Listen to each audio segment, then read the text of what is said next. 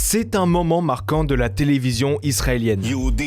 רוצחים פלסטינאים, שורפים אותם. פשעי מלחמה? כן. איך אנחנו בתקשורת לא שומעים על רציחות? תקרא. לא, אני רואה כל יום. אנחנו משמעית שומעים על המקרים שקורים. בינתיים פלסטינים הם אלה שרוצחים בעיקר יהודים. לא ראיתי רציחות. זיוף, הולכת שולל והעמדת פנים שלך.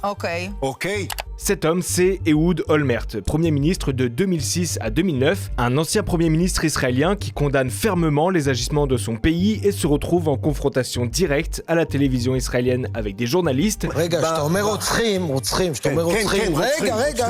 Et le sujet sur lequel a eu lieu cet affrontement, ce n'est pas Gaza, mais l'autre territoire palestinien, la Cisjordanie. בגדה המערבית מתרחשים פשעי מלחמה יום-יום. מאות מגורשים פלסטינאים מגורשים, מותקפים, השדות שלהם נשרפים, הבתים שלהם נשרפים. La Cisjordanie, c'est un territoire palestinien qui fait plus de 15 fois la taille de la bande de Gaza et qui est occupé par Israël. Une occupation illégale aux yeux du droit international et pourtant, depuis des décennies, l'État hébreu colonise progressivement la zone. Et ces derniers temps, la colonisation s'intensifie et devient de plus en plus violente. Selon l'ONU, les attaques visant la population palestinienne connaissent même un niveau record depuis bientôt 2 ans. Des attaques menées par des groupes de colons israéliens radicaux, à l'image du mouvement des Jeunes des Collines.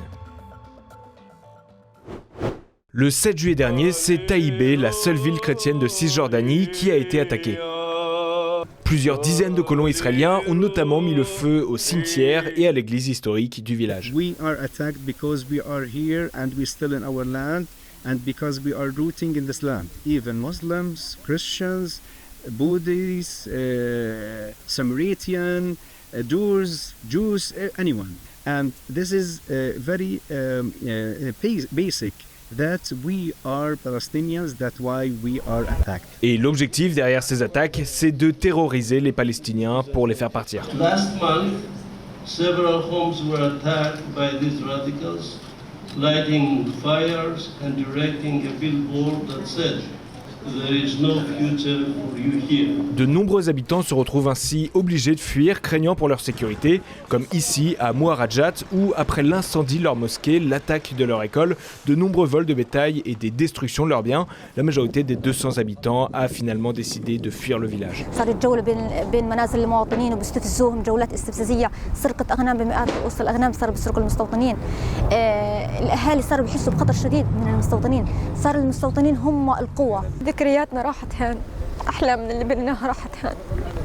Et régulièrement, ces attaques vont même jusqu'à provoquer la mort de Palestiniens. Le 11 juillet dernier encore, ce sont 2 jeunes hommes qui ont été assassinés dans le village de Sinjil après avoir été isolés et violemment battus par des colons israéliens. L'une des 2 victimes, de nationalité américaine, vivait en Floride. Il était venu rendre visite à sa famille. Il faut que les responsables de cet acte criminel et terroriste rendent des comptes. Saïf n'avait que 20 ans. Depuis le 7 octobre 2023, 967 Palestiniens ont été tués en Cisjordanie, que ce soit par les colons ou par l'armée israélienne.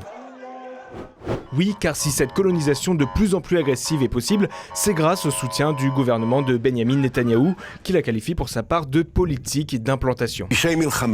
שממשלת ישראל אחראית להם, משטרת ישראל נוכחת בהם, עוצמת את עיניה, צה"ל לא עושה את מה שהוא צריך לעשות. Dans le gouvernement, de nombreux ministres réclament l'annexion pure et simple du territoire dans les plus brefs délais. En novembre 2024, c'était par exemple le ministre des Finances, Bezalel Smotrich, un homme politique d'extrême droite venant lui-même d'une colonie. שנת 2025 יהיה בעזרת השם שנת הריבונות ביהודה ושומרון. Et plus récemment, c'est le ministre de la Défense en visite dans un avant-poste israélien en Cisjordanie qui avait réagi à l'annonce d'Emmanuel Macron de reconnaître l'État palestinien.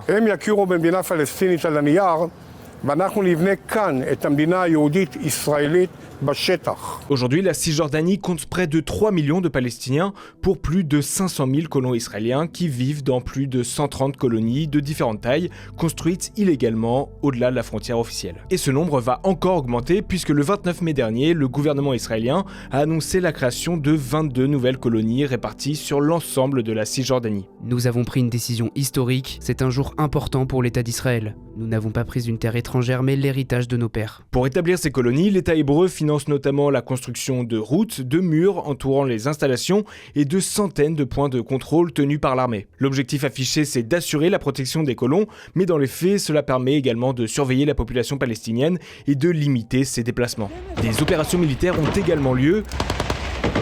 Depuis janvier dernier, l'opération Mur de Fer organise ainsi la prise de contrôle et la destruction par l'armée israélienne de plusieurs camps de réfugiés dans le nord de la Cisjordanie ou à Toul-Karem. Plusieurs dizaines de civils palestiniens y ont été tués et plus de 40 000 ont été contraints de fuir. Et quand l'armée israélienne intervient lors de conflits entre colons israéliens et locaux palestiniens, c'est presque toujours contre ces derniers. Ce fut encore le cas le 25 juin dernier dans le village de Kafr Malik. Après avoir été attaqués par plusieurs dizaines de colons, les habitants ont cherché à se défendre. Sont alors intervenues les forces de l'ordre qui ont fini par ouvrir le feu sur la population, expliquant avoir reçu des jets de pierre. 3 Palestiniens ont été tués.